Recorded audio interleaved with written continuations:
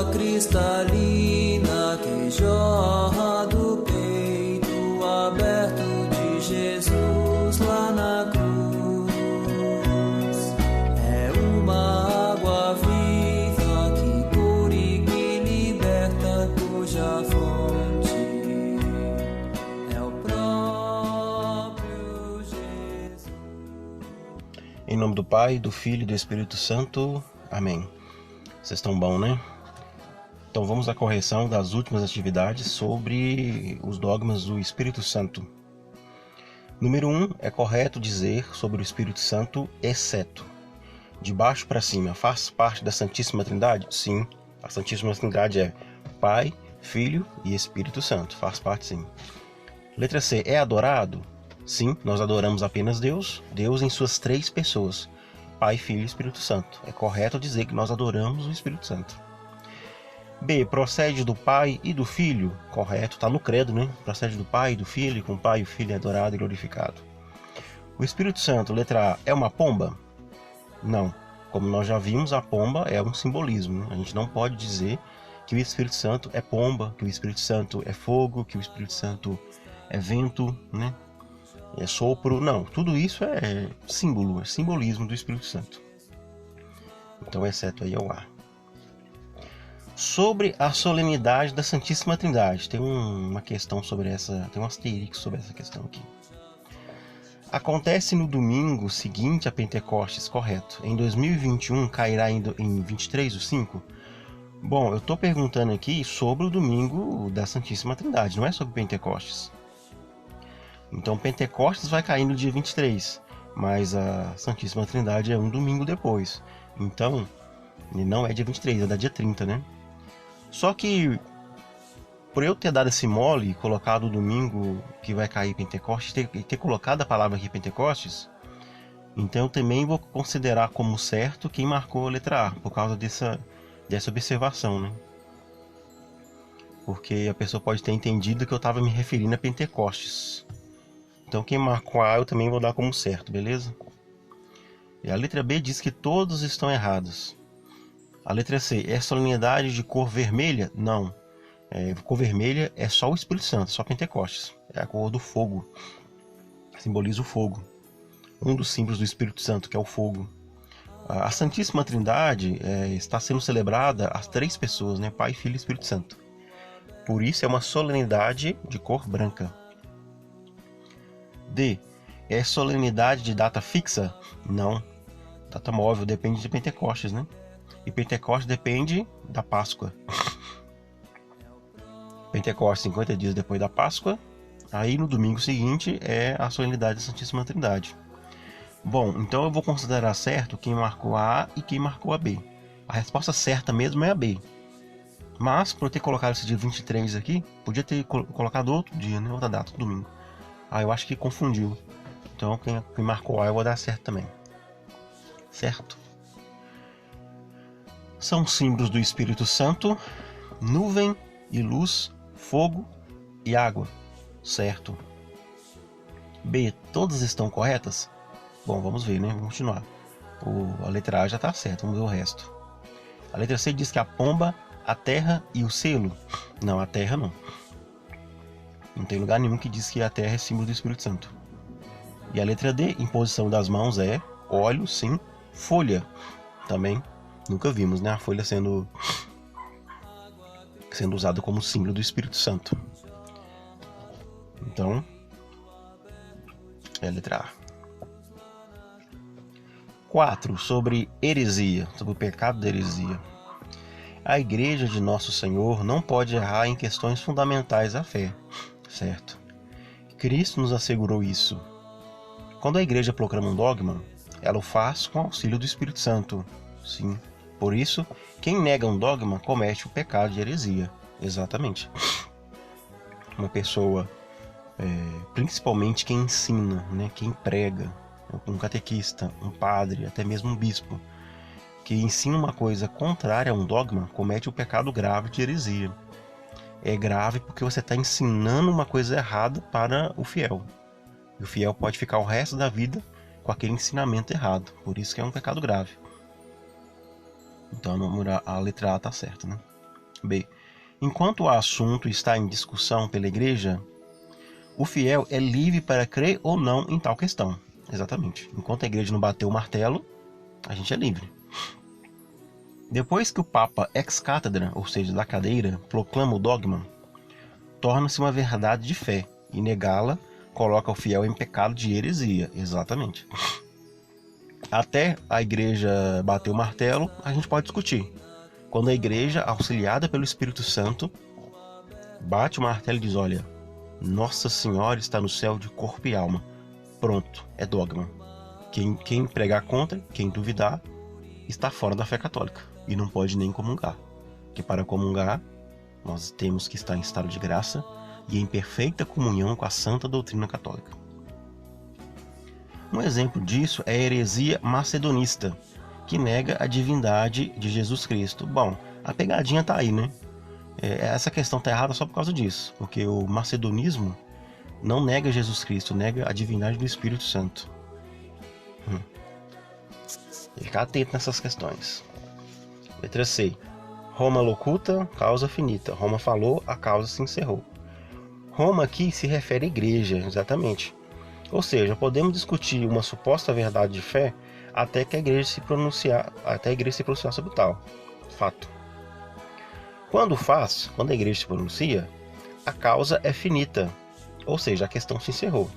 Não podemos mais duvidar de tal verdade, pois a igreja possui o carisma da infalibilidade, certo? Até aqui. Insistir na questão, mesmo já sendo definido o dogma, é pecado grave de heresia. Exatamente. Você vai ensinar uma coisa errada para alguém. Assim como o arianismo, que nega a divindade do Espírito Santo. Aqui tá a pegadinha, né? A questão tá toda certa. Mas o arianismo é a heresia que nega a divindade de Jesus Cristo. Então na questão B e na questão C, eu só troquei o nome, né? Da heresia, que nega a divindade de Jesus e que nega a divindade do Espírito Santo. Letra D, todas as alternativas estão corretas? Não. A alternativa certa é a A. 5. São definições aceitas para o Espírito Santo, exceto de baixo para cima. D. Terceira pessoa da Santíssima Trindade? Exato. Pai, Filho e Espírito Santo. C. Paráclito, santificador? Certo, Paráclito foi o próprio Jesus que disse, né? Vou mandar o Paráclito, que significa ajudador, uma ajuda. Santificador também é o que santifica, né? B. Poder de Deus? Sim. Hóspede da alma? Também. O Espírito Santo mora em nossa alma, né? Letra A. Imagem divina do homem? Analogia da sabedoria de Deus? Não. Não existe essa definição por Espírito Santo. Então a letra errada é a A. Sobre o crisma. Crisma é o nome do óleo que o bispo unge a testa do crismando, certo? Ele representa o Espírito Santo, que está sendo recebido pelo crismando. Por isso o bispo diz: receba os dons do Espírito Santo. Correto, mas não vamos marcar ainda, porque a letra B diz que a A e a D estão corretas. Então vamos ver a C. Pelo sacramento da crisma, nós recebemos os dons do Espírito Santo. Se alguém achar necessário, pode repetir a crisma depois de um tempo, para renovar o poder do Espírito Santo. Bom, não se pode, né? A crisma é um sacramento indelével. Ou seja, a gente recebe uma vez só. Então aqui está dizendo que você pode repetir. Não, não pode não. Se tiver alguma dúvida se recebeu ou não, o que é muito difícil, né? Mas se por acaso acontecer, de alguém não ter certeza que recebeu a crisma, aí ele é crismado sob condição. Fulano, se tu não é crismado, receba a crisma, receba os dons do Espírito Santo.